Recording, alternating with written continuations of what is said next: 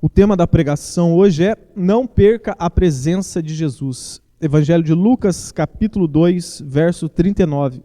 Diz assim a palavra de Deus: Assim que se cumpriram tudo o que a lei do Senhor exigia, voltaram para a sua cidade Nazaré, na Galiléia. E o menino crescia e se fortalecia, ficando cheio de sabedoria, e a graça de Deus estava sobre ele. Seus pais iam todos os anos a Jerusalém para a festa da Páscoa. Quando Jesus completou 12 anos, eles subiram para Jerusalém de acordo com o costume da festa. E passados os dias da festa, ao regressarem, o menino Jesus ficou em Jerusalém, sem que seus pais soubessem. Pensando que estivesse entre os companheiros de viagem, andaram o caminho de um dia e passaram a procurá-lo entre os parentes e conhecidos. Como não o acharam, voltaram a Jerusalém em busca dele. 3 dias depois, eles o acharam no templo, sentado entre os doutores, ouvindo-os e fazendo perguntas. E todos os que o ouviam ficavam admirados com sua inteligência e com suas respostas. Quando o viram, ficaram maravilhados, e sua mãe lhe disse: Filho, por que fizestes isso conosco? Teu pai e eu estávamos te procurando muito ansiosos. Verso 49. Ele lhes respondeu: Por que me procuráveis? Não sabíeis que eu devia estar na casa de meu pai? Mas eles não entenderam o que ele lhes disse. E ele desceu com seus pais, indo para Nazaré, e obedecia a eles. E sua mãe guardava todas essas coisas no coração. Jesus crescia em sabedoria e em estatura, e em graça diante de Deus e dos homens. Do nascimento de Jesus até a aparição, com seus 30 anos de idade, a Bíblia não nos fala muito sobre esse tempo, esse período na vida de Jesus. O único relato que temos aqui é este relato aos 12 anos de idade. No texto anterior, na pregação anterior, nós vimos que Jesus foi levado ao templo para ser consagrado a Deus após os seus 40 dias de nascimento.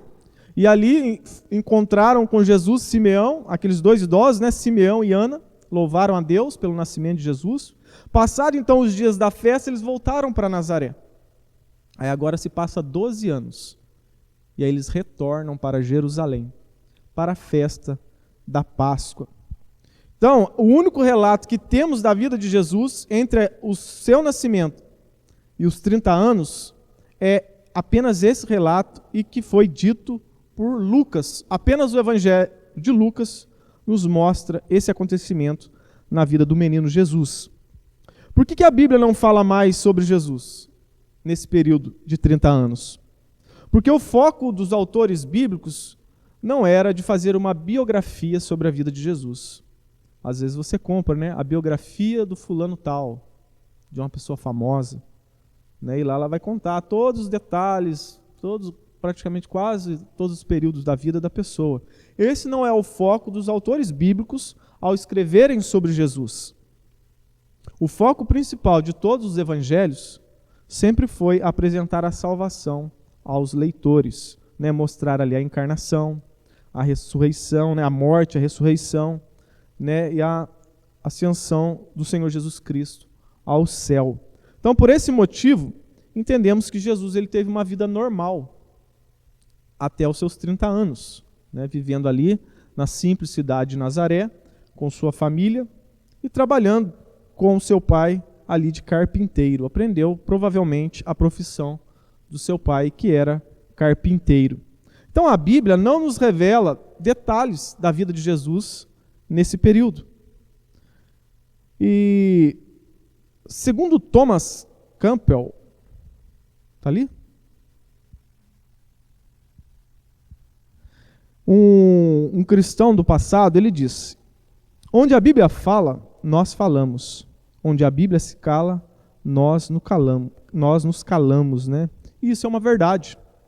Nós deveríamos nos contentar com o que os 4 evangelhos relatam sobre a vida de Jesus, desde o seu nascimento, né, até ali o início do seu ministério. Nós deveríamos ficar contentes e nos contentar com isso, né? Porém, muitas pessoas, durante a história da igreja, eles não ficaram satisfeitos com apenas esse relato aos 12 anos na vida de Jesus. Não ficaram satisfeitos com o relato de Mateus, Marcos, João, mas eles quiseram preencher essa lacuna. E aí começaram a escrever livros, que nós conhecemos como livros apócrifos. Começaram a inventar um monte de histórias sobre Jesus, né? E isso se divulgou entre a sociedade. Alguns escritos se tornaram lendas, e foram escritas várias coisas e coisas absurdas a respeito da infância de Jesus Cristo.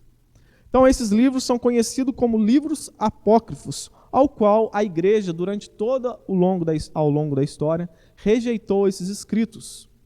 A palavra apócrifos, né, significa oculto, e eram então histórias a respeito de Jesus que não foram escritas pelos apóstolos e também muito menos inspirados por Deus. E eles tinham por objetivo complementar essa lacuna que ficou sobre a vida de Jesus até os seus 30 anos. Por quê? Porque o pessoal é curioso, né? Havia curiosidade sobre esse tempo de Jesus. E diante disso, né, surgiu então vários escritos, e muitos aproveitaram, principalmente os hereges, aqueles que queriam, que não amavam, né, a Cristo. Então eles aproveitaram essa lacuna para escreverem contos e mentiras sobre a vida de Jesus. Existem aproximadamente 140 livros apócrifos. E entre esses 140, 8 escritos, né, são referentes à infância de Jesus Cristo. Os mais conhecidos entre esses 8 são o Evangelho de Tiago, que dizem ser o irmão de Tiago, mas um pseudo, né, irmão. Também um outro pseudo Mateus. E também existe também o livro de José o Carpinteiro. E também existe um outro conhecido que é chamado o Evangelho Árabe da Infância de Jesus. Todos esses livros foram escritos no 2º século. E nesses escritos, Jesus é visto de que maneira? De que forma? Ele é visto como um menino bonito, muito travesso, e que ficava com raiva de outros meninos. Mas era um exemplo de filho em casa. Ele ajudava os pais nas tarefas diárias, domésticas, ele era obediente aos seus pais, mas ele era um menino diferente e especial. Nesses livros, né, que nós entendemos que não são verdadeiros, são contos e mentiras, não são inspirados por Deus, lá eles dizem, né, que Jesus era ele que liderava as orações em casa. E ninguém comia até que Jesus chegasse. E era ele que liderava, não era o pai José. E quando Jesus resolvia fazer jejum, todo mundo da casa tinha que fazer jejum. Nesses livros também conta que Jesus, quando dormia, o seu corpo brilhava.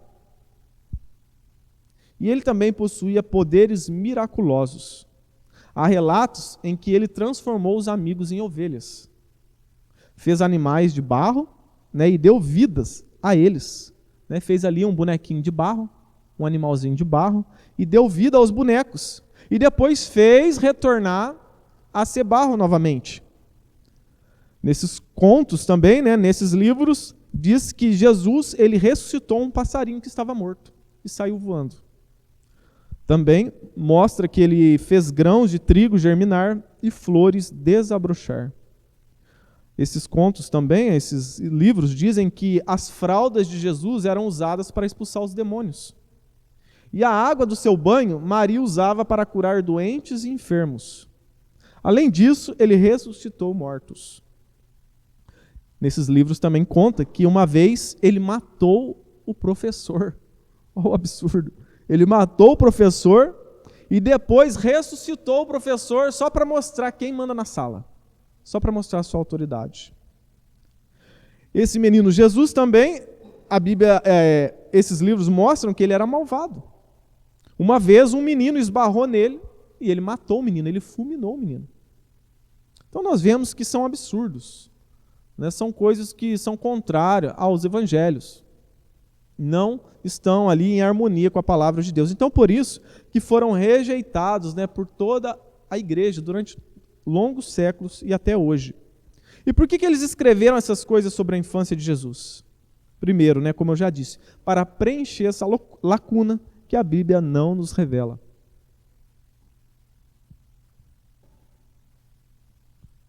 Segundo motivo, né, outros escreveram para disseminar ideias heréticas a respeito de Jesus, como a seita dos gnósticos, né, que pregavam um outro evangelho, diferente dos apóstolos. Então eles aproveitaram isso para disseminar as suas heresias. Outros também escreveram como literatura popular, né, como lenda, como sátira, e aí isso disseminou entre o povo. Mas como eu já disse, se a Bíblia se cala, é melhor nós também nos calarmos, né? Na glória nós poderemos perguntar para Jesus: Jesus, como foi a sua infância? Aqueles livros estavam certos, né? Com certeza ele vai dizer que não, né? E ele vai nos contar a real história. Então vamos aqui para o verso 39, onde diz: depois de José e Maria apresentarem o bebê Jesus no templo em Jerusalém, eles tomaram, né, o caminho ali de volta para Nazaré. No verso 40, diz, né, e o menino crescia e se fortalecia, ficando cheio de sabedoria, e a graça de Deus estava sobre ele. Aqui o texto diz que Jesus ele crescia fisicamente, né, ele se fortalecia como uma criança normal. Mas não só um crescimento físico, ele crescia também em sabedoria. Ele crescia em sabedoria. E o texto diz que a graça de Deus estava sobre ele, né? Aqui não é um tipo de graça que vem para os pecadores, né, que não merecem. Não, a ideia de graça aqui é a ideia de favor, né, da bênção, da ajuda de Deus, do cuidado de Deus. Deus estava ali constantemente sobre aquela criança. No verso 41 diz: seus pais iam todos os anos a Jerusalém para a festa da Páscoa. Então, essa festa, ela acontecia todos os anos e fazia parte da lei judaica. E José e Maria iam todos os anos participar dela, né? Ali, eles andavam aproximadamente 140 quilômetros para chegar até lá. E com certeza, né, eles tinham um gasto, mas eles não deixavam de participar da festa. Mostrando mais uma vez a fidelidade, né, e a submissão à palavra de Deus de Maria e José. No verso 42, então diz: quando Jesus completou 12 anos, eles subiram para Jerusalém, de acordo com o costume da festa. Por que Lucas aqui ele se preocupa em falar a idade de Jesus? Né? Quando se completou os 12 anos? Porque diferente da nossa cultura, onde uma criança ela se torna adulto quando completa os seus 18 anos, nessa cultura, uma criança ela já é considerada adulta aos 12 anos de idade. Até hoje, né, no judaísmo, há essa passagem da infância para a maioridade. Então, esse termo adolescente não era usado nessa cultura. E em muitas culturas também não se usa, né, o termo adolescente. Ou é criança ou é adulto. Então, com 12 anos, uma criança já era considerado um homem da lei. E a partir de agora, então, esta criança era obrigada a cumprir a lei mosaica. E esse é o segundo princípio. A presença de Jesus, um tesouro a não se perder. Porque agora, no verso 43, vai falar da perda de Jesus nessa festa. Então eles estão na festa da Páscoa. Essa festa lotava de pessoas. Vinham pessoas do mundo inteiro. Né? Os judeus que foram dispersos durante o período de cativeiro, eles criaram as suas famílias longe de Jerusalém. E aí na Páscoa vinha todo mundo para Jerusalém. Então ali era um local onde a cidade ficava lotada. E aí nós iremos ver aqui que Maria e José perdem a presença de Jesus lá naquela festa. Verso 43. E passados os dias da festa, ao regressarem, o menino Jesus ficou em Jerusalém, sem que os seus pais soubessem. Pensando que estivesse entre os companheiros de viagem, andaram o caminho de um dia e passaram a procurá-lo entre os parentes e conhecidos. Como não o acharam, voltaram a Jerusalém em busca dele. Então o texto diz que passados os dias da festa, né, acabou então a festa da Páscoa. Havia a festa do Tabernáculos e já emendava na festa da Páscoa. Então muitos chegavam às vezes antes da festa da Páscoa e passavam todo esse período, né, e depois iam embora. E aqui então eles estavam ali arrumando as malas, juntando tudo e indo embora para casa. Mas no caminho, eles já tinham saído já de Jerusalém, no caminho que eles foram perceber que Jesus não estava com eles. Né? O que eles fizeram? Aqui fizeram a mesma coisa que aconteceu no filme, né? Esqueceram de mim. Eles esqueceram de Jesus. Eles estavam em uma caravana. O texto diz, né, que eles estavam entre os parentes e amigos. Então, eles saíram lá de Nazaré, junto com os outros familiares, os amigos, talvez a cidade inteira. Foi para Jerusalém em caravanas. E como que se dava essa viagem? Ali, as mulheres e as crianças iam na frente e os pais iam atrás. Né? Porque os homens, eles têm mais vigor, são mais fortes. Então, se eles fossem acelerar o passo, as crianças não iam acompanhar e nem as mulheres. Então, eles deixavam as mulheres e as crianças irem na frente e eles ficavam atrás acompanhando. Só que aí o que aconteceu? Jesus estava indo aos seus 12 anos, né, essa passagem da maioria quando ele era criança, agora passando para ser adulto. O que acontece? Provavelmente, né, o texto não é claro ao dizer, mas provavelmente José pensou: eu acho que Jesus está lá com a sua mãe. Né? Vamos juntar as coisas, vamos embora. Jesus está lá com Maria. E Maria deve ter pensado a mesma coisa. Agora que ele já é de maior, ele deve estar lá com o pai. E aí, no meio do caminho, que eles perceberam que não estava nem com Maria nem com José. E aí eles começaram a perguntar, né? Foram nas outras caravanas, nas outras pessoas, nos amigos, nos parentes, e não acharam. Andaram o caminho de um dia procurando Jesus, entre o povo ali na estrada, não acharam. Então o que eles fizeram? Vamos voltar para Jerusalém para procurar o menino, né? E aqui, mostrando para nós que mesmo Maria e José, sendo justos e tementes a Deus, piedosos, pecaram em não cuidar da segurança do menino Jesus, né? Às vezes, a gente esquece onde colocou a carteira. Já fica desesperado. Imagina perder um filho, né? E aqui, o texto vai dizer que eles ficaram 3 dias procurando o menino. Não foi 30 minutos. Não foi 5 minutos, como acontece às vezes, né? Tem pais que dizem que às vezes vai no mercado, daqui a pouco vira, cadê a criança? Corre lá, né, onde está o Danone, né? Aí você fica desesperado. 1 minuto você ficou desesperado. Imagina você ficar 3 dias sem ver o seu filho. Foi o que aconteceu com essa família. Né? Imagine a angústia que passou no coração de José e Maria. E ainda a responsabilidade, porque esse menino tinha promessas. Né? Ele nasceu de uma maneira diferente. Ele era um menino especial. Imagine a responsabilidade e o temor diante de Deus. Nós perdemos o menino. Imagine a aflição. Se fosse hoje, né, com a facilidade que temos na comunicação, Jesus só enviaria a localização dele pelo WhatsApp. E aí José e Maria encontravam, né? Mas naquela época não tinha isso. Não tinha essa comunicação. E eles ficaram aflitos. E olha que interessante, né? José e Maria estavam servindo a Deus, indo na festa, estavam obedecendo a Deus, mas sem se preocupar com o principal convidado da festa, o seu próprio filho. Pois aquela festa apontava para o seu filho, para Jesus. Era a festa da Páscoa. Apontava para o Cordeiro que havia de vir, o Cordeiro que havia de tirar o pecado do mundo. E era o próprio Jesus. E eles não se preocuparam com o principal convidado da festa, o seu próprio filho.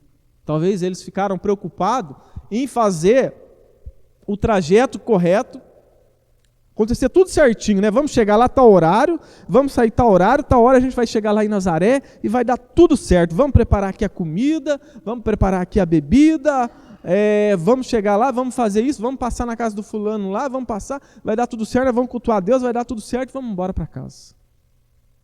Está tudo no script, né? Mas esqueceram do principal, a presença do menino Jesus. Quantas pessoas participam da igreja, batizam, servem no louvor, pregam, servem a Deus na igreja até, mas não se preocupam com a presença do dono da igreja, do principal convidado do culto, Jesus Cristo. Às vezes nós ficamos no automático. Hoje é dia de ir para o culto. Hoje é dia, né, de ir lá ouvir a palavra. Hoje é dia de cantar louvor. Aí a gente está sempre no automático. E a gente às vezes esquece de quem está aqui, é Jesus Cristo. Aí a gente às vezes não dá o valor ao culto, não dá o valor às coisas de Deus. Você se lembra da história das duas irmãs, Marta e Maria? Jesus chegou na casa das duas, né? A Marta e Maria eram irmãs de Lázaro, aquele ao qual Jesus havia ressuscitado, e morava lá na cidade de Betânia. Jesus chegou na casa, Maria ficou aos pés de Jesus, escolheu a melhor parte, ali ouvir a pregação de Jesus, né?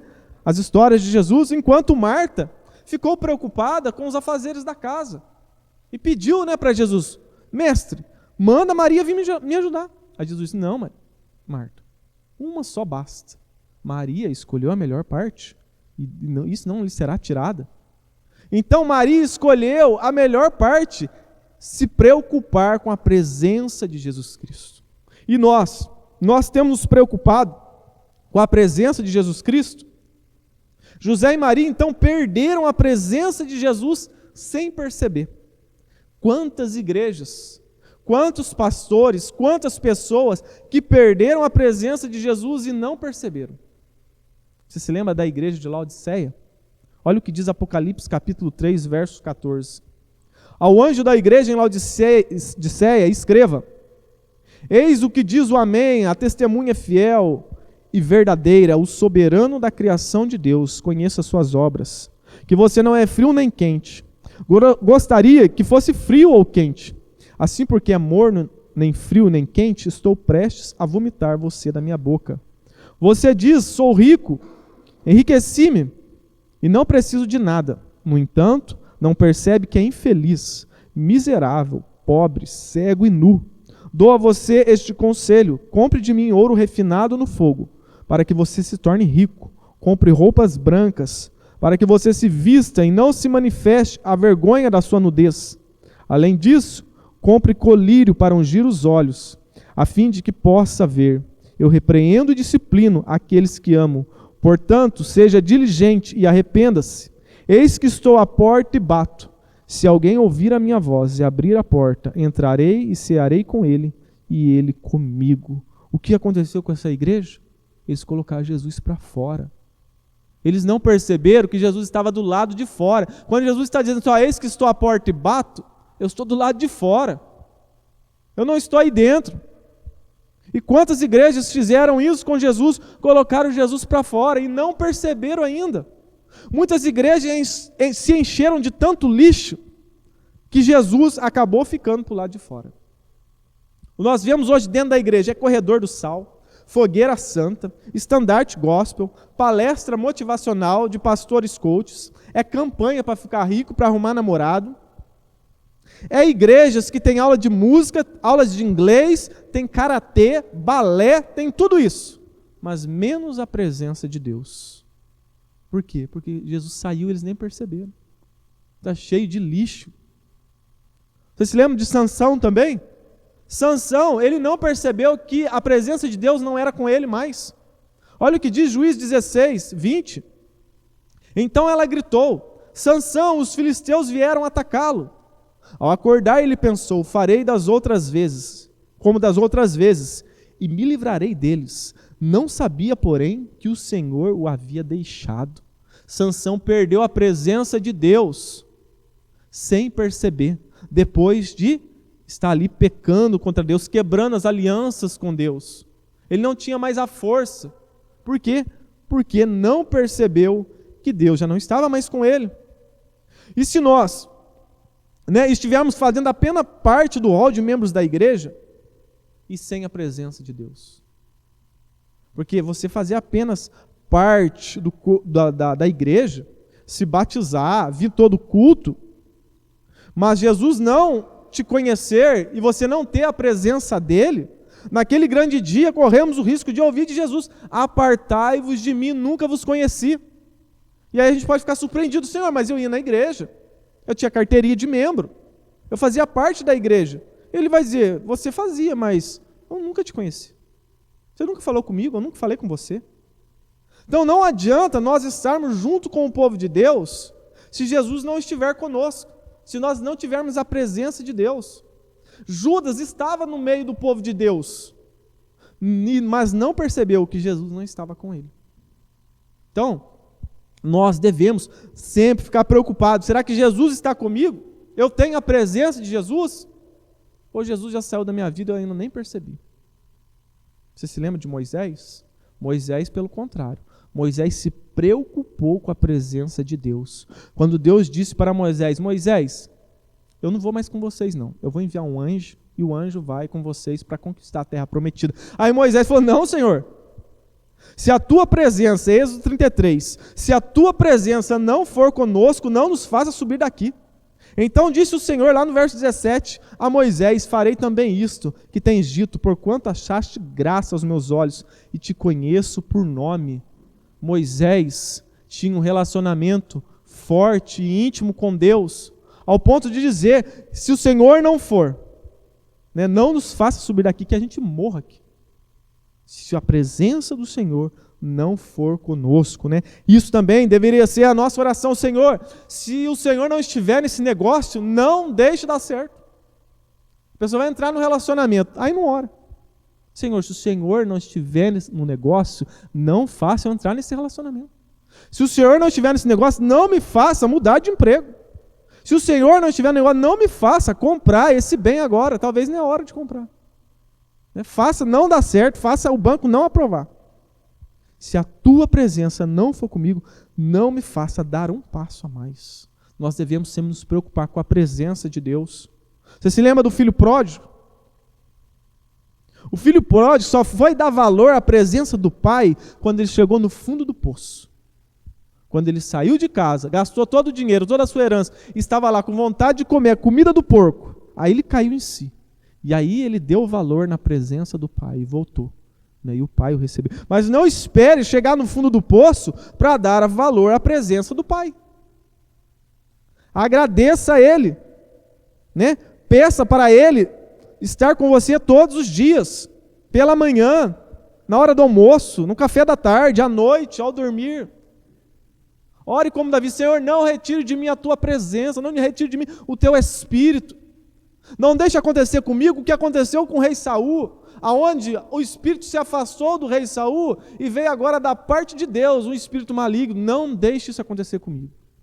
Faça sempre a oração de Davi: Senhor, não retire de mim o teu espírito, não retire de mim a tua presença. Não deixe chegar ao ponto que chegou Sansão em não perceber que o Senhor não era com ele. Nós devemos sempre nos preocupar, estarmos em comunhão com Deus. Às vezes podemos ter a presença da nossa família, dos filhos, dos pais, dos amigos, estarmos rodeados de pessoas, estamos numa festa, mas Jesus não está conosco. Essa é a segunda lição desse texto. Terceira lição do texto: a criança que era Deus. Verso 46. 3 dias depois, eles o acharam no templo, sentado entre os doutores, ouvindo-os e fazendo perguntas. E todos os que ouviam ficavam admirados com sua inteligência e com suas respostas. Então, 3 dias depois, encontraram Jesus no templo. O que ele estava fazendo lá? Sentado, conversando com os doutores da lei. O texto mostra ali que ele estava fazendo perguntas e também respondendo. Então, meio que Jesus estava ali num debate com os doutores da lei. Um menino de 12 anos. E os doutores da lei estavam admirados com a inteligência e sabedoria daquele menino. Muitos pais acham que os seus filhos são os filhos mais inteligentes do mundo. Você acha que o seu filho ou sua filha é inteligente? Você que é avô ou avó, você acha que o seu neto é inteligente? Pois bem, quero apresentar a você algumas crianças inteligentes da história da humanidade. A primeira criança inteligente que eu vou apresentar, talvez eu pronuncie errado, os irmãos me perdoem. Christian Henrik Heinecke. Nasceu em 1721 e viveu apenas ali 4 anos. Ele foi alemão, nasceu na Alemanha, conhecido como o Infante de Lübeck. Com 1 ano de idade, já conhecia os principais eventos da Bíblia. Aos 3 anos, além do alemão, ele já sabia o latim aos 3 anos.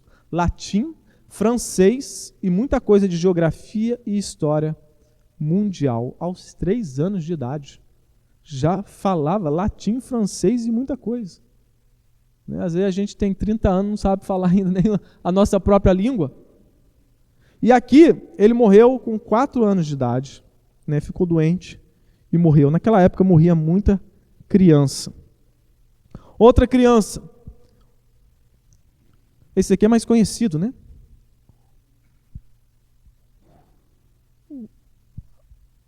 Amadeus Mozart. Primeira palavra não dá não. Amadeus Mozart. Nasceu em 1756, morreu em 1791. Ele nasceu na Áustria e aos 5 anos de idade ele compôs uma pequena peça musical, Haja vista que o seu pai era músico. Ele escreveu sua primeira sinfonia aos 8 anos de idade e criou 2 óperas aos 12 anos de idade. Ainda, ele é considerado como um dos maiores gênios da história da humanidade. Mozart morreu com 35 anos de idade, e criou vários concertos, sinfonias, e ele é considerado um gênio. Imagine se ele vivesse mais. Outra história, outra pessoa, criança, que foi extraordinária. John Stuart Mill. Nasceu em 1806, morreu em 1873. Ele nasceu em Londres, na Inglaterra, e aos 3 anos de idade ele já lia livros em grego antigo, aos 3 anos. Antes dos 8 anos, ele já dominava o latim e lia livros de história e filosofia dos antigos romanos e gregos. Aos 12 anos de idade, ele já estava estudando lógica e lendo sobre economia, coisas que muita gente só aprende na faculdade. Também foi considerado uma mente brilhante. Outra criança, William James Siddes, nasceu em 1898 e morreu em 1944. Ele foi filho de um professor de filosofia em Harvard e que costumava usar o seu filho para provar que crianças conseguem dominar assuntos complexos. Aos 6 meses, ele conhecia todo o alfabeto e aos 2 anos de idade ele começou a ler livros de adultos. Estudou matemática avançada aos 3 anos e dominava o francês aos 4 anos de idade. Aos 8 anos, formou-se no ensino médio e entrou em Harvard com 11 anos de idade. Com 11 anos de idade. Ele formou-se no ensino médio com 8. E por que ele entrou só com 11? Porque Harvard não aceitava crianças. Ele entrou em uma vaga, em um programa para adolescentes superdotados. Criaram ali um programa para ele entrar em Harvard. Com 12 anos de idade, ele deu uma palestra no Clube de Matemática de Harvard sobre corpos quadridimensionais para vários doutores da área. Que mente brilhante! Outra criança que nos deixa de queixo caído, tamanha sua inteligência. Esse ainda está vivo. Kim Jong-un, coreano. Começou a falar aos 4 meses e aos 4 anos era fluente em coreano, inglês, japonês e alemão. Com 5 anos, ele ficou conhecido em um programa de TV japonesa resolvendo problemas complexos de matemática. E ele foi convidado pela NASA para estudar nos Estados Unidos. E aos 8 anos, ele começou a trabalhar lá na NASA, na agência espacial. Não confio muito na NASA, não. Ele chegou a ser a pessoa com o QI mais alto já registrado no Guinness.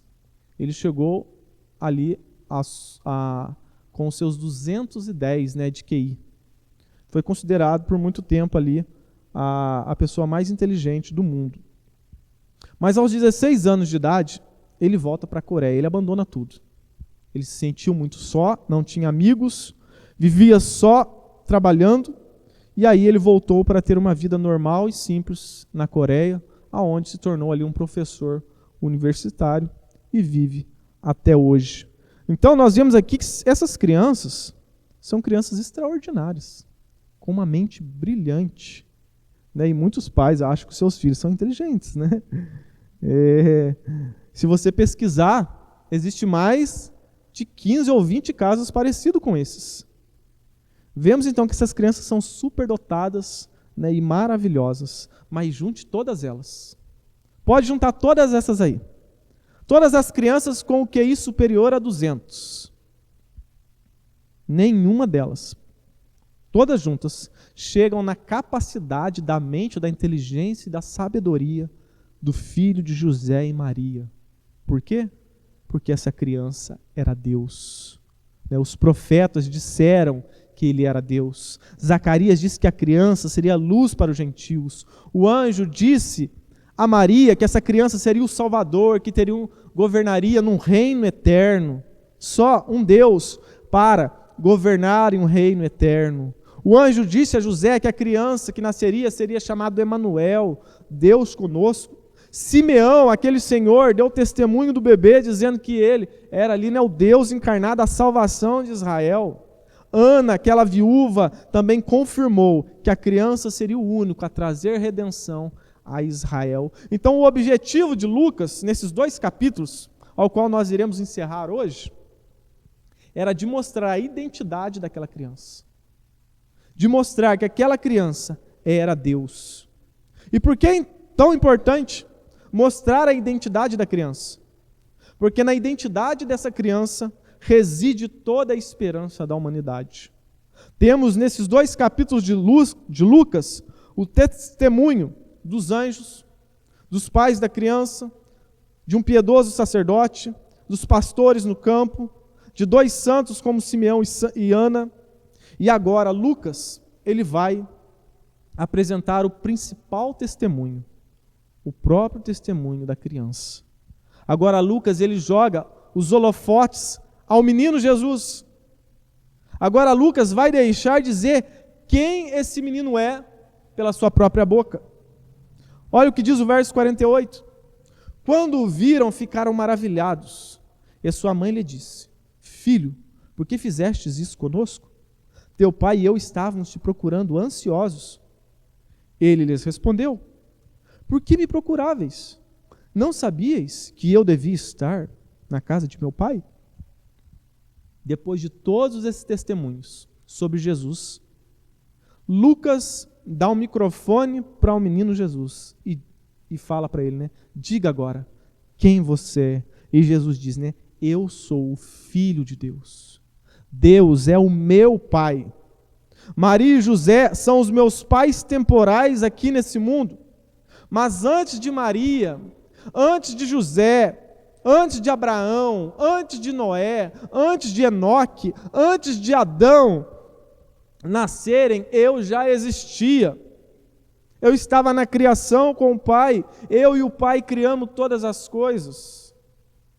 E eu sou como o Pai que está no céu, eu sou Deus. E aqui nesse momento de transição para a maioridade, ele revela então quem ele é. Que ele é Deus, ele é o Filho de Deus, aquele que tem o entendimento agora de quem ele é. Ele se esvaziou da sua glória. Jesus, quando se tornou um bebê, é como se tivesse dado um reset ali na consciência, na mente daquela criança. E agora começou, né, como um HD vazio, começou agora ali a encher de informação, né, todo o conhecimento de Deus foi voltando, né, e até agora ele com 12 anos tem entendimento de quem ele é. Agora ele sabe para que ele veio né? Talvez ali com 12 anos de idade, como agora ele era considerado como de maior, talvez ele já até sabia que iria morrer numa cruz, que ele deveria ir para a morte. Uma criança com 12 anos de idade. Mas Jesus então, ele revela que ele é Deus, mas no verso 50 diz que os seus pais não entenderam, mas eles não entenderam o que ele disse. E ele desceu com seus pais, indo para Nazaré, e obedecia a eles, né? Obedecia os pais. E a sua mãe guardava todas essas coisas no coração. Os pais de Jesus não entenderam ele. Nós, muitas vezes, teremos dificuldade de entender coisas a respeito de Jesus, mas que possamos guardar em nosso coração e procurar entender no futuro as coisas relacionadas a Jesus, como Maria fez. Naquele momento ela não entendeu por que Jesus estava dizendo isso para eles. Mas no futuro, quando Jesus foi para a cruz, quando Jesus ressuscitou, aí com certeza ela entendeu o que aquele menino de 12 anos de idade estava dizendo naquele dia. Porque agora ela entendia que aquele menino não era só o filho dela, mas era o Filho de Deus, né? No verso 51, mostra a obediência de Jesus a seus pais. Ele obedecia, né? Em outras versões diz que ele era submisso aos pais. Olha que coisa. O Deus, o Verbo encarnado, que criou todas as coisas, submisso aos seus pais, né? Pobres pecadores. Por quê? Porque ele precisava cumprir toda a lei. E ele era uma criança obediente. Diferente de muitas crianças, né? Educar Jesus com certeza não foi difícil. Foi algo muito fácil. Jesus era uma criança que não fazia birra. Uma criança que nunca desobedeceu aos pais. Ele era perfeito. Foi, né, o filho mais fácil de se educar. Porque ele era Deus.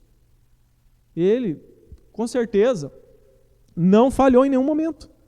Mas aqui no verso 49 eu fiquei com a pulga atrás da orelha. Porque ali parece que Jesus está sendo grosso com os pais, né? Porque quando Maria faz uma pergunta a Jesus, ele diz, né, no verso 49, quando viram, ficaram maravilhados, e sua mãe lhe disse: filho, por que fizeste isso conosco? Teu pai e eu estávamos procurando, muito ansiosos. Ele lhes respondeu: por que me procuráveis? Não sabias que eu devia estar na casa de meu pai? Quando algo é escrito, nós não sabemos a emoção da pessoa, né? E podemos confundir as coisas. É o que acontece nesses versículos. Por exemplo, uma vez, o filho passou na faculdade, na federal, aí era longe de casa, foi morar em outro estado. Aí um dia ele escreveu uma carta, naquela época não tinha WhatsApp, ele escreveu uma carta para o pai, que dizia assim: pai, envia dinheiro para mim. Aí o pai ficou bravo, foi falar com a mulher: que moleque folgado, saiu de casa, agora ele está achando que é dono do próprio nariz, e agora quer falar desse jeito grosso comigo? Mas por quê? Olha o que ele escreveu aqui: pai, envie dinheiro. Aí a mãe pegou a carta, olhou assim: não, meu bem, não escreveu isso. Como não? Está aí. Não, ele não escreveu isso. Como? Fala para mim o que ele escreveu então. Ele escreveu assim: meu bem, pai, envia dinheiro para mim. Aí mudou. Né? Foi aqui o que aconteceu. Com certeza Jesus não falou de maneira grossa, mas, né, ele falou de maneira educada. Por quê? Porque ele é Deus. Ele não poderia, né, ir contra a sua natureza. E Jesus termina no verso 52 dizendo, né, o texto termina dizendo no verso 52: Jesus crescia em sabedoria, em estatura e em graça diante de Deus e dos homens, né? Que eu e você também possamos crescer em sabedoria e conhecimento, principalmente diante de Deus. Como nós vimos aqui, inúmeras crianças. Existem inúmeras pessoas com QI alto, pessoas inteligentíssimas, né, capazes de desvendar cálculos gigantescos, mas são cheios de sabedoria e conhecidos diante dos homens. Mas diante de Deus não são conhecidos, né? Que Deus nos livre de ser só conhecido diante dos homens, mas que venhamos ser principalmente conhecidos diante de Deus, né? E para isso precisamos a cada dia conhecer mais a Deus. A Bíblia diz: prossigamos, né, em conhecer a Deus, que possamos conhecer cada vez mais Deus através da sua palavra, porque aqui o texto diz que o menino crescia e se fortalecia, né, crescia em sabedoria. Isso também é uma ordem para nós. É uma ordem para os filhos de Deus crescer no conhecimento e na sabedoria do Senhor, né, para que jamais venhamos perder a presença dele nas nossas vidas, né? Que Deus nos livre de viver uma vida sem a presença de Deus. Tem famosos, né, que têm a presença de muitas pessoas. Eles têm um aplauso, são conhecidos pelo mundo, fazem músicas lindas, têm inúmeros fãs, os shows lotam, são conhecidos. Mas no dia que se encontrarem com o Senhor, eles cairão em si e verão que desperdiçaram as suas vidas. Só o mundo os conhecia, só os homens, e não o Deus Todo-Poderoso, Criador dos céus e da terra, né? Que Deus nos livre de cair nesse erro, né? Que possamos aplicar, né, essas verdades nas nossas vidas. Hoje, mais uma vez, nós conhecemos mais sobre a vida de Jesus, quem ele foi. E então, também, né, não devemos forçar o texto e ficar especulando coisas que a Bíblia não diz, né? Aqui não temos muitos detalhes sobre a infância de Jesus, que possamos ficar com aquilo que foi deixado para nós, né? A Bíblia é suficiente para a nossa salvação. A Bíblia não fala de todas as coisas de Deus, mas ela fala aquilo que é suficiente para a nossa salvação.